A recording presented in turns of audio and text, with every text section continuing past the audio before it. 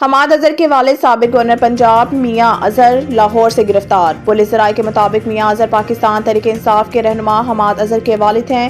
وہ این 129 کی انتخابی مہم میں مصروف تھے، جس کے دوران انہیں حراست میں لیا گیا۔ حماد اظہر نے ٹویٹ کرتے ہوئے بتایا کہ والد میاں اظہر کو انتخابی ریلی نکالنے پر گرفتار کیا گیا۔ دوسری طرف پولیس کا کہنا ہے کہ الیکشن کمیشن کے ضابطۂ اخلاق کی خلاف ورزی پہ یہ کارروائی کی گئی۔ پاکستان تحریک انصاف نے آج لاہور میں ریلی نکالنے کا اعلان کیا ہے۔ اس حوالے سے پنجاب بھر میں دفعہ 144 کا نفاذ ہے۔ پولیس اور سادہ کپڑوں میں اہلکار رات گئے سے پی ٹی آئی کے امیدواروں کے گھر کے باہر موجود ہیں۔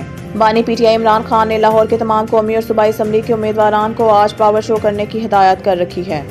جو شخص کہتا تھا پاکستان کو دبئی بنا دوں گا، اس نے ملک کو کنگال کر دیا۔ فضل الرحمان شکارپور اور کنکوٹ میں جلسے سے خطاب میں مولانا فضل الرحمان نے کہا کہ اگر یہ فتنہ دوبارہ ہم پر مسلط ہوا تو کل بھی اس کے مقابلے میں ہم ہوں گے۔ ووٹ چوری اور دھاندلی کر کے سابقہ حکومت کو لایا گیا تھا۔ ملک کی معیشت جیسی 5 سال میں زمین پر آئی، ایسی کبھی نہیں ہوئی۔ انہوں نے اپنے خطاب میں کہا کہ ملک کی معیشت ٹھیک نہیں، کہاں چلا گیا پیسہ؟ جن کو ہم پیسے دیتے تھے آج ان سے ہم مانگ رہے ہیں۔ فرقہ واریت سے بالاتر ہو کر وطن کی بات کی ہے۔ ملک کو 2 چیزیں چاہیے، ایک انسانی حقوق اور دوسری خوشحالی۔ ملک میں کوئی حساب کتاب نہیں ہے۔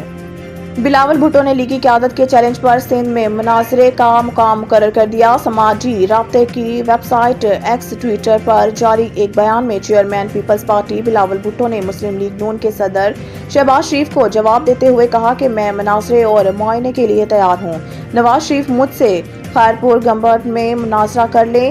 خیرپور گمبٹ کے اسپتال پنجاب کے اسپتالوں سے بہتر ہیں۔ بلاول بھٹو نے مزید کہا کہ گمبٹ اسپتال میں علاج بالکل مفت ہے۔ میاں صاحب نے 3 بار وزیر اعظم بننے کے باوجود گمبٹ کا دورہ نہیں کیا۔ چیئرمین پیپلز پارٹی کا کہنا تھا کہ نواز شریف تھرپاکر آ کر مناظرہ کر لیں۔